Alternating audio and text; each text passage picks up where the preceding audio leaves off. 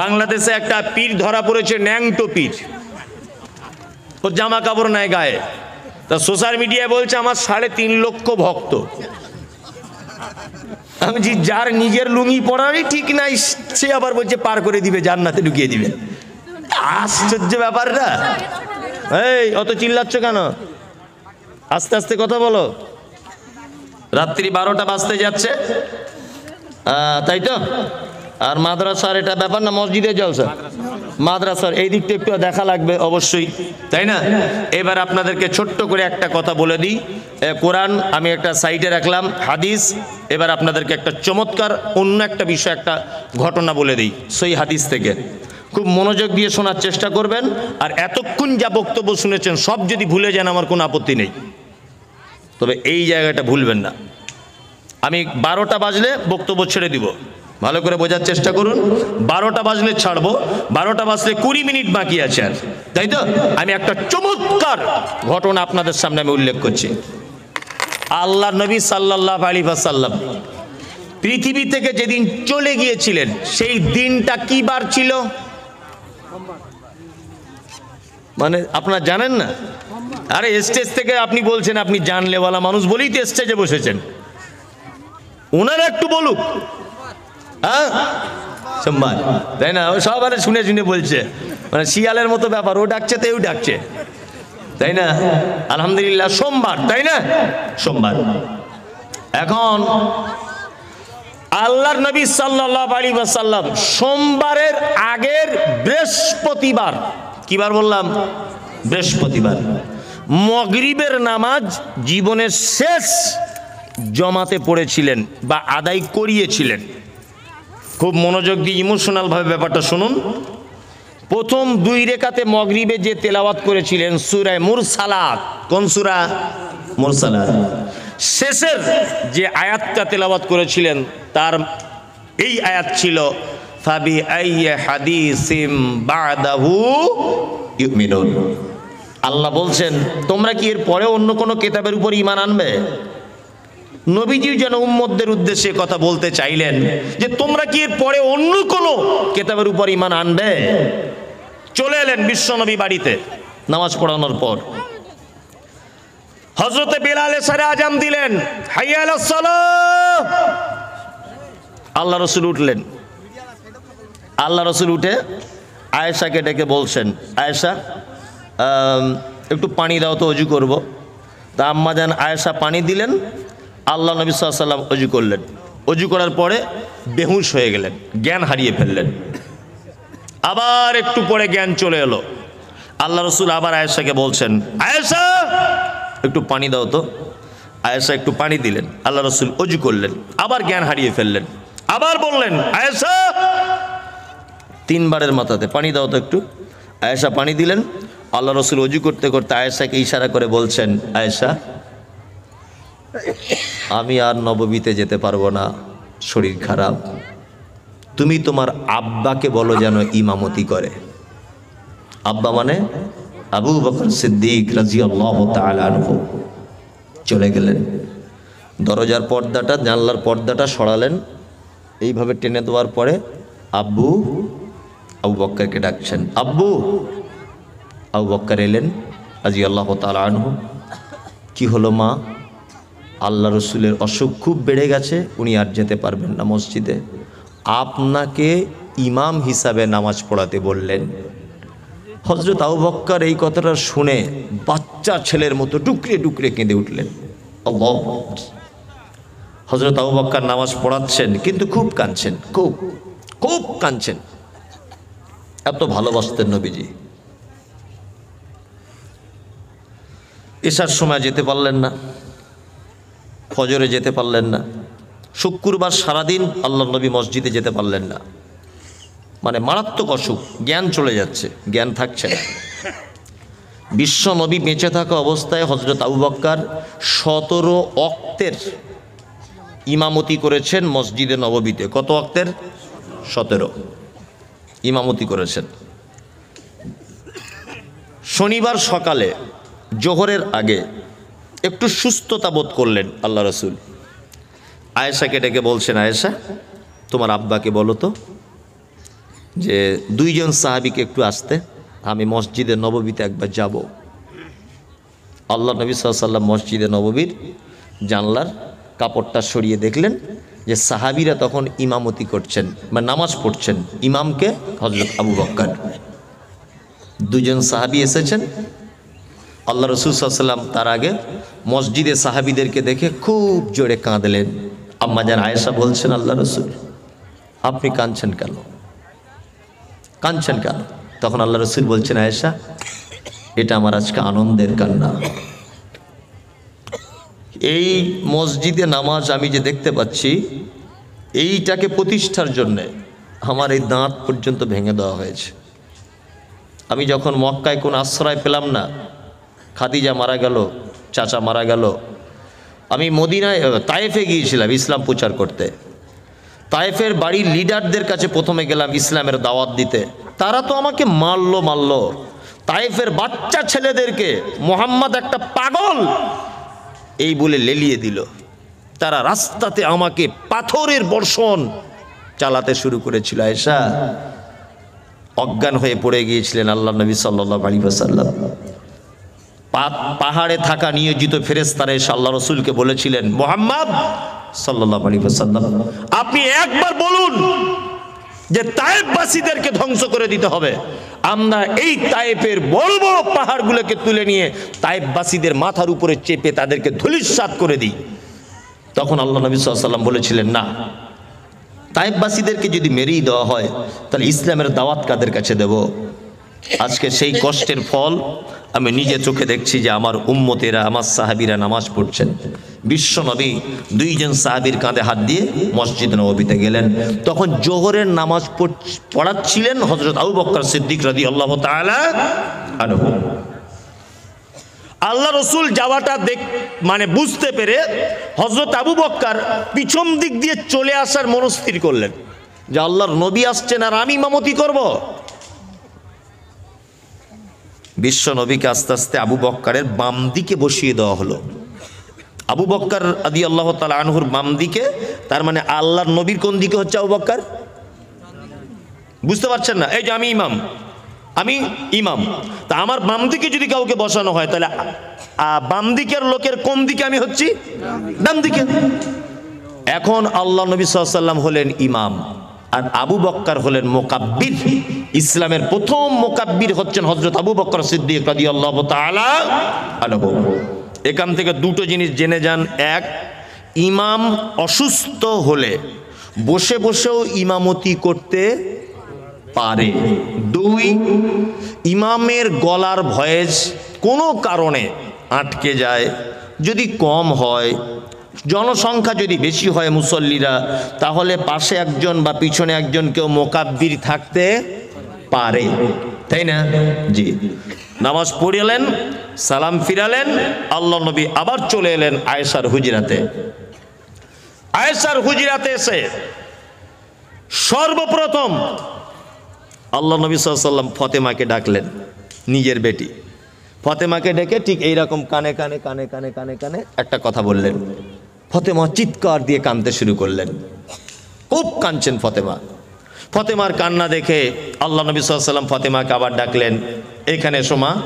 ফাতেমাকে ডাকলেন, ফাতেমা এলো। আল্লাহ নবী সাল্লাল্লাহু আলাইহি ওয়াসাল্লাম তারপরে আবার বাম কানে আর একটা কথা বললেন। তখন এই কথাটা বলার পরে ফাতেমা খুব হাসছে। এরপরে আল্লাহ নবী সাল্লাল্লাহু আলাইহি ওয়াসাল্লাম আয়েশাকে ডেকে বলছেন, ঘটনাটা শুনুন।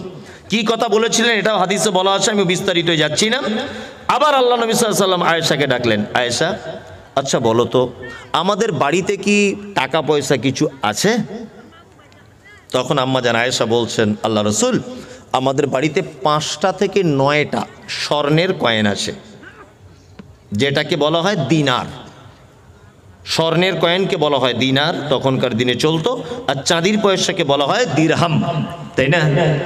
তা তখন আল্লাহ রসুল একটু গলার কণ্ঠটা উঁচু করে দিয়ে আয়েশাকে বলছেন, আয়েশা আরে কোন নবীর পক্ষে এটা উচিত নয়, কোন ইমানদারের পক্ষে এটা উচিত নয় যে এত নিকৃষ্ট সম্পদ তার বাড়িতে রেখে তার রবের সাথে সাক্ষাৎ করবে। আয়েশা তুমি যদি এই মালগুলো দান করে দিতে তাহলে আমি মারা যাবার পরেই, পৃথিবী থেকে চলে যাবার পরেই আমি এর প্রতিদান আল্লাহ দরবারে লক্ষ কোটি গুণ পেয়ে যেতাম। আল্লাহু আকবার। আম্মা জান আয়েশা বলছেন, আল্লাহ রসুল আপনি অসুখে ছিলেন, আপনি ব্যস্ততা, আমি ব্যস্ততার কারণে দান করতে পারিনি, তাহলে এখন আমি দান করে দিচ্ছি। তার মানে মুহাম্মদ সাল্লাল্লাহু আলাইহি ওয়াসাল্লাম একজন মানুষ যে সম্পদ রেখে মৃত্যুবরণ করে সেটা নিকৃষ্ট সম্পদ বলেছেন।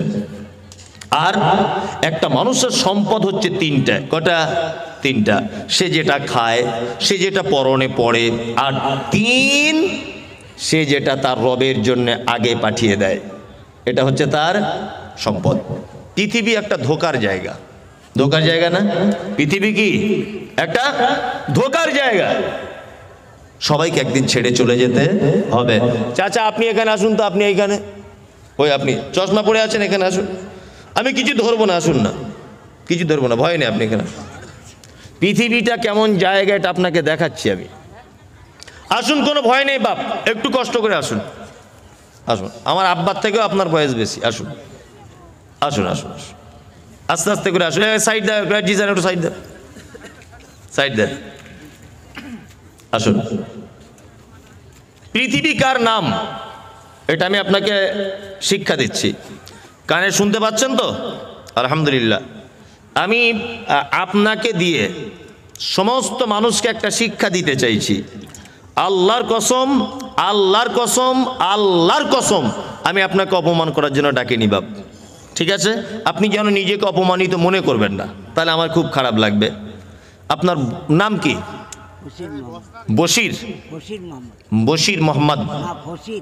ফসির মোহাম্মদ। আলহামদুলিল্লাহ। বয়স কত হবে আপনার? মায়েরা যারা আছেন আপনারা শিক্ষা গ্রহণ করুন এই জিনিসটা থেকে। সকলকে বলছি, এই জলসা শুনে এতক্ষণ যা কিছু শিক্ষা পেলেন, এই লোকটার থেকে তার বেশি শিক্ষা পাবেন। সবাই এদিকে তাকান। আপনার বয়স 70। আপনার আব্বা বেঁচে আছে?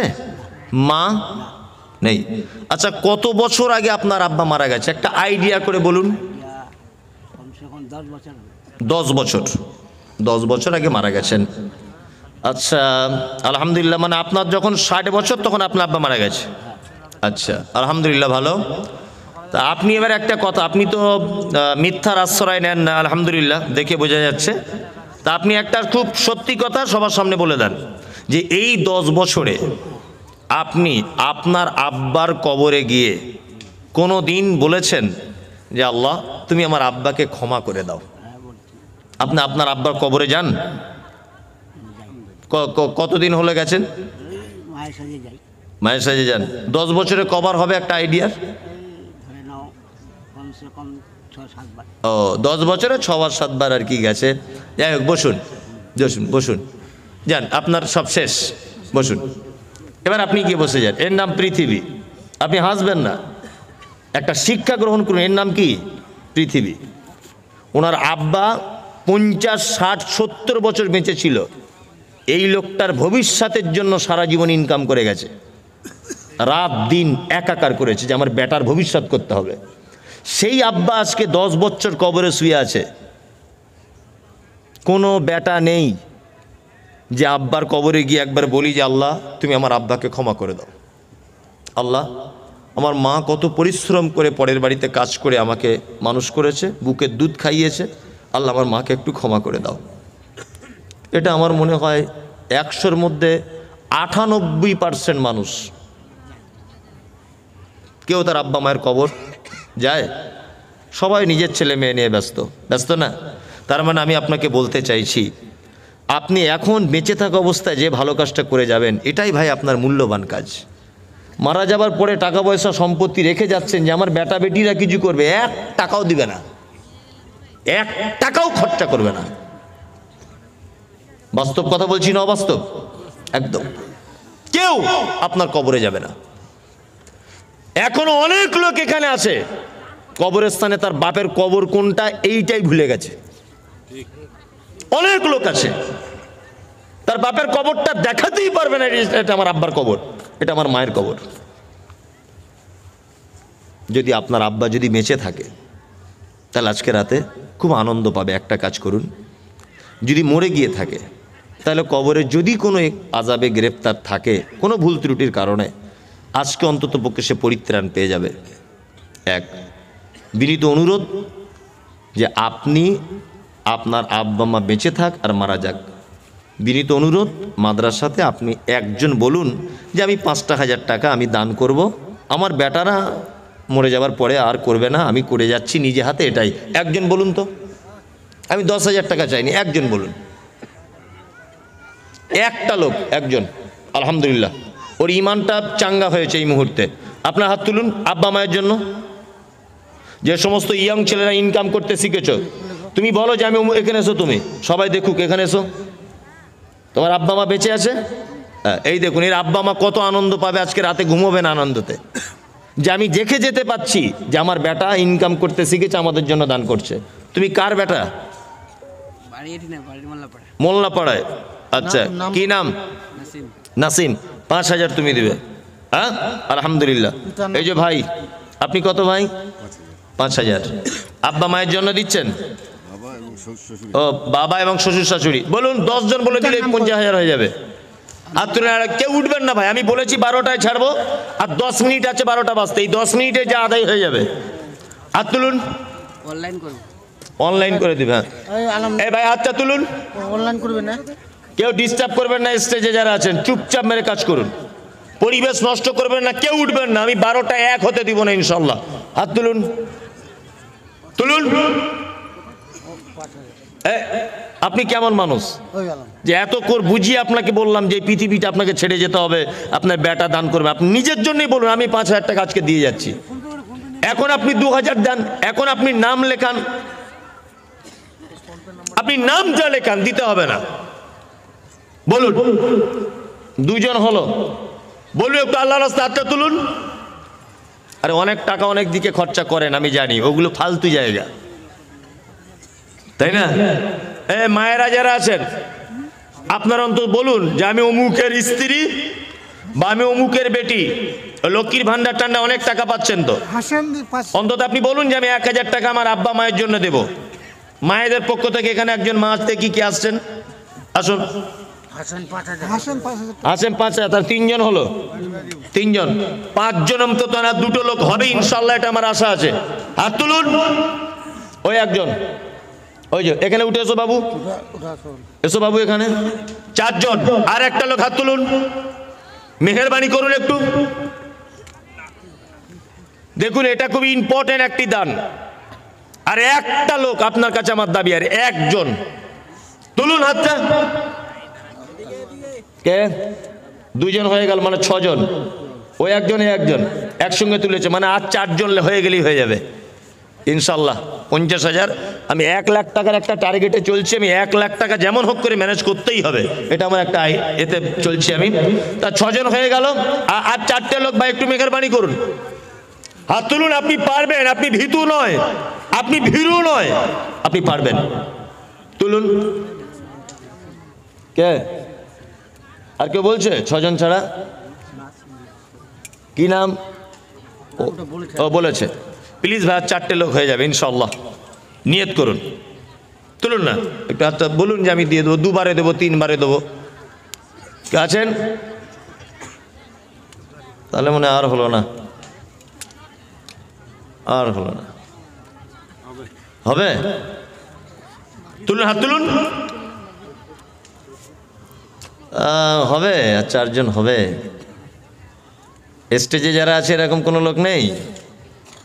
নিচে বেশি, ও ওই জন্য হয়তো দিচ্ছে না। আসলে অন্যায়টা আমারই হয়েছে, 50,000 দিয়ে শুরু করা দরকার ছিল না? ঠিক ঠিক ঠিক, আসলে ব্যাপারটা আমি বুঝে উঠতে পারিনি।